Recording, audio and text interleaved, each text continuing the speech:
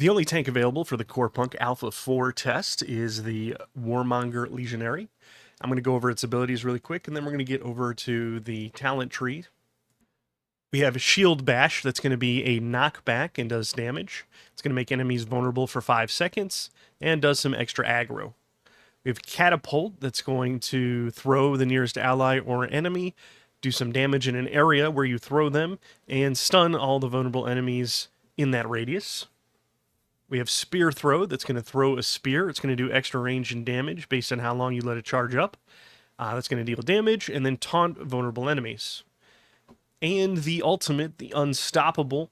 This is going to remove crowd control effects and take a lot of reduced damage and gain some bonus movement speed, and then you'll also restore 10% of your missing health on kills and assists.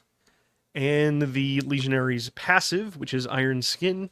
Every time you hit a target with an ability, they gain 1% armor and magic resistance for 10 seconds, stacking up to 10 times.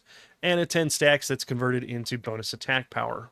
For the first talent tree, I'm going to go with Pathfinder. This way we have a lot of extra health regen and survival while we're still leveling up before we start getting into groups.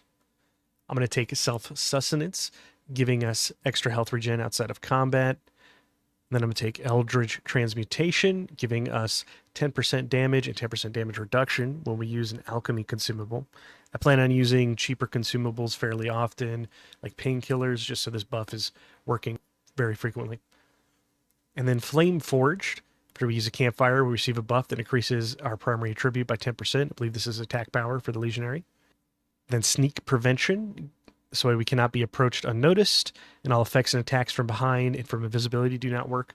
Probably won't help much in PvE, but for PvP, this will be nice just to have.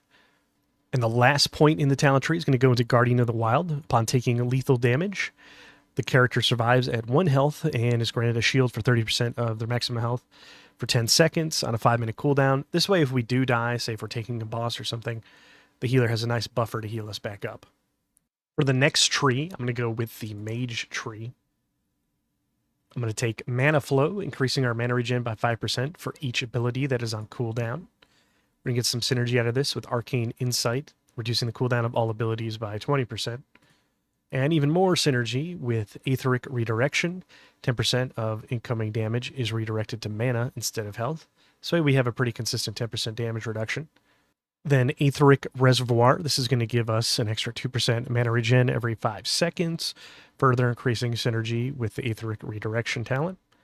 And then finally, Chrono Cascade. And when using an ability, reduces the remaining cooldown of other abilities by 1 second.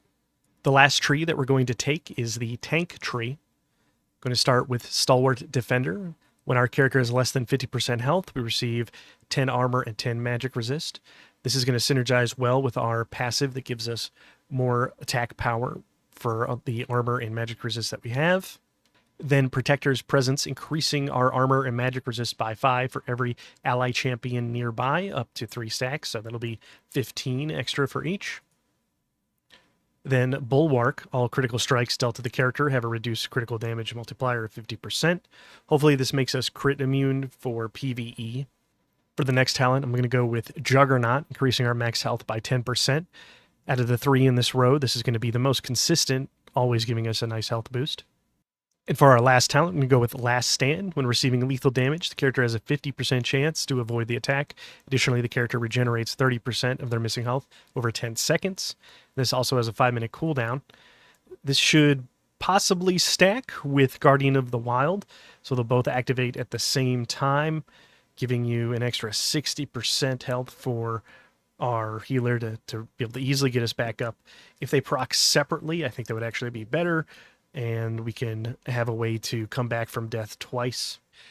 For the last part of our build, we have Universal Spells. You're going to get access to 2 of these on your bar at a time. I think these are going to be kind of situational.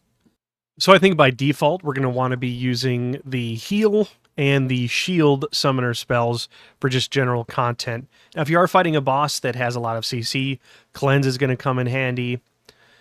If you're fighting a boss that has some sort of AoE on the ground or some sort of chase mechanic, Sprint might actually come in handy, or Warp. I think these are going to be kind of a personal choice, and again, kind of specific to the situation that you find yourself in. This has been Dead Man Fred. If you want to see more Corepunk tanking content, subscribe to my channel for future adventures.